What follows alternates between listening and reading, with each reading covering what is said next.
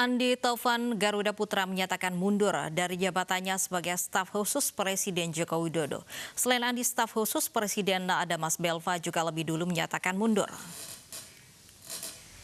Melalui surat yang beredar di awak media, Andi Taufan Garuda Putra menyatakan pengunduran diri karena ingin lebih mengabdi pada pemberdayaan ekonomi masyarakat, utamanya UKM. Andi sempat menjadi sorotan setelah menerbitkan surat kepada camat terkait kerjasama PT Amarta Mikro Fintech dalam program relawan desa melawan COVID-19 di Sulawesi dan Sumatera. Andi ternyata merupakan pendiri dan CEO Amarta.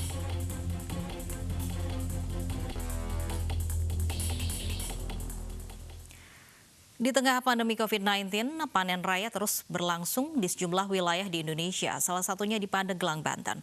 Menteri Pertanian Syahrul Yassin Limpo memastikan stok pangan tercukupi hingga 3 bulan ke depan.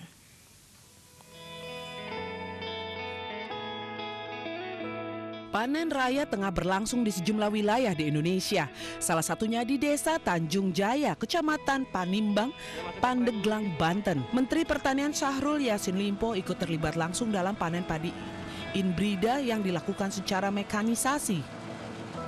Keterlibatan langsung Mentan dalam panen raya di Panimbang ini juga dalam rangka pengecekan ketersediaan pangan di tanah air. Menurut Mentan, hasil panen nasional saat ini sangat baik. Panen kali ini merupakan hasil musim tanam pertama, sehingga stok pangan pun dipastikan tercukupi hingga 3 bulan mendatang. Mengatakan bahwa Mei, bulan suci Ramadan dan Lebaran sampai dengan sesudahnya itu kondisi ini bisa kita pertahankan dan berarti pangan kita tersedia dengan cukup baik. Sejak bulan Januari hingga saat ini panen padi Pandeglang, Banten sudah mencapai 46.000 ton atau ada peningkatan sebesar 30% dari tahun sebelumnya. Bahan baku sawah 52.640.000 hektar dan di musim sekarang ini di tengah pandemi corona ini alhamdulillah malah berlimpah ini produksi padi ini. Dengan melimpahnya hasil panen padi ini diharapkan stok pangan nasional bisa tercukupi sepanjang tahun dari dalam negeri.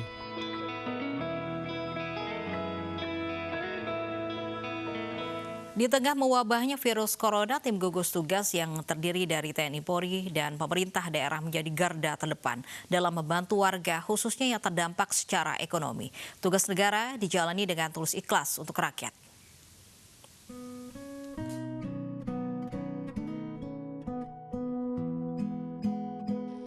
Pasca mewabahnya virus corona dan penerapan pembatasan sosial berskala besar atau PSBB, anggota TNI Polri dan aparatur pemerintah yang tergabung dalam gugus tugas percepatan penanganan COVID-19 ini tidak pernah lelah membantu warga. Tugas mulia selain perang ini dijalani dengan tulus ikhlas dalam menyalurkan bantuan dari berbagai pihak yang diantarkan langsung ke rumah-rumah warga yang terdampak. Di Jakarta Barat, gugus tugas percepatan penanganan COVID-19 tempat kembali menyalurkan bantuan secara parsial dari MNC Peduli kepada masyarakat. Bantuan yang diserahkan Ketua MNC Peduli Safril Nasution ini untuk membantu warga yang terdampak secara ekonomi. Tentu MNC Peduli akan terus berpartisipasi, membantu meringankan beban masyarakat, membantu pemerintah untuk memberikan bantuan-bantuan yang dibutuhkan seperti APD, kemudian juga ada sembako dan lain-lainnya. Ya, ini terus kita akan memberikan bantuan. Tidak hanya di DKI atau Jabodetabek, tapi juga kita berikan bantuan hampir ke seluruh Indonesia. Tentunya kami sebagai Danramil mengucapkan banyak terima kasih kepada MNC Peduli dengan adanya paket sembako ini yang nantinya akan kami didistribusikan kepada warga di wilayah Kebun Jeruk. Indonesia masih terus berperang menghadapi virus corona. Empati dan uluran tangan setiap warga negaranya sangat dibutuhkan agar kita bisa melewati wabah ini.